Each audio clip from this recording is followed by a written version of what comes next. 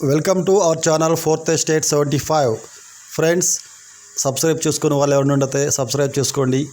వీడియోలు మీకు నచ్చినట్లయితే కామెంట్స్ ఇవ్వండి, లైక్ చేయండి, షేర్ చేయండి.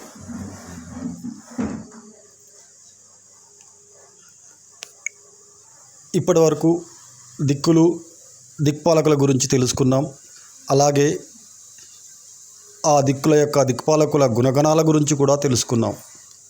ప్రధానమైన దిక్కులు తూర్పు, ఉత్తరం, దక్షిణ, పడమర దిక్కుల గురించి కూడా చర్చించుకున్నాం. ఇప్పుడు ఈ వీడియోలో విదిక్కుల గురించి తెలుసుకుందాం. అందులో ముఖ్యమైనది ఈశాన్య దిక్కు.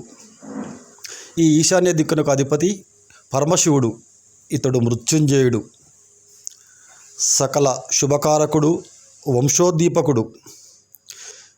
శివుడి భార్య గురించి అందరికీ తెలిసిందే, పార్వతీదేవి. ఇతని వాహనం నంది. శివుడి యొక్క ఆయుధం త్రిశూలం. మిగిలిన అష్టదిక్కుల్లో మిగిలిన 7 దిక్కుల కంటే ఈశాన్య దిక్కు ఎక్కువగా విశాలంగా ఉండేలా చూసుకోవాలి. అలాగే పల్లంగాను ఉండేలా చూసుకోవాలి. పరమశివుడు గంగను నెత్తిపైన పెట్టుకున్నవాడు కాబట్టి గంగాధరుడు అని కూడా పిలుస్తాం. ఆ కారణంగా ఈ దిశలో నీరు లేదా బోరుబావిని ఏర్పాటు చేసుకోవడం మంచిదని వాస్తు నిపుణులు సూచిస్తుంటారు. ఇలా చేయడం వల్ల అష్టైశ్వర్యాలు కలుగుతాయని వారు చెబుతున్నారు. అంతేగాక భక్తి, జ్ఞానం, ఉన్నతోద్యోగాలు సమకూరుతాయని సూచిస్తున్నారు.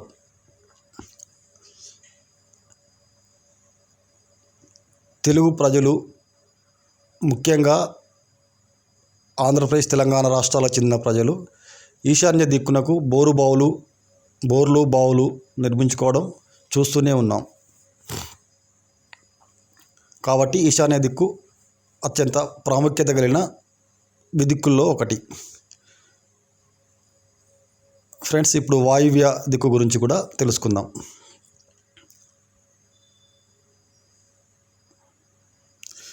వాయువ్య దిక్కునకు అధిపతి అయినటువంటి వాయుదేవుడికి అస్థిరత్వం ఎక్కువ అని చెబుతారు. చంచల బుద్ధి, స్థానభ్రష్టత్వం కలిగించే గుణం కలవాడు వాయుదేవుడు అని చెబుతున్నారు.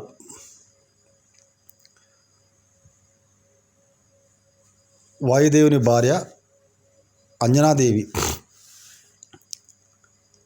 ఇతని వాహనం లేడి. నివాసం ఉండేది గంధవతి. ఆయుధం ధ్వజం.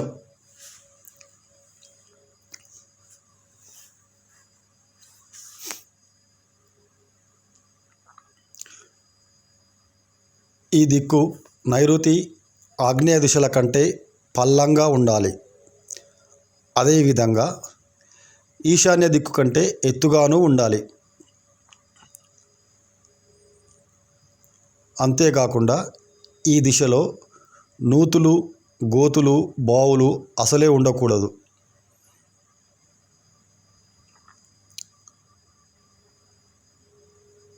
అంతేకాదు, ఈ దిశ ఈశాన్యం కంటే ఎక్కువగా పెరిగి ఉండకూడదు. ఒకవేళ అలా పెరిగి ఉంటే పుత్ర సంతానానికి హాని కలుగుతుందని వాస్తు నిపుణులు చెబుతున్నారు. అంతేకాదు, అభివృద్ధికి అవరోధం కలిగే అవకాశం ఉంటుందని హెచ్చరిస్తున్నారు.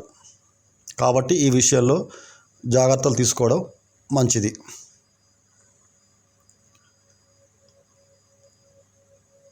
ఓకే ఫ్రెండ్స్, ఇప్పుడు ఈ దిక్కుల్లో 2 దిక్కుల గురించి తెలుసుకున్నాం. ఈశాన్య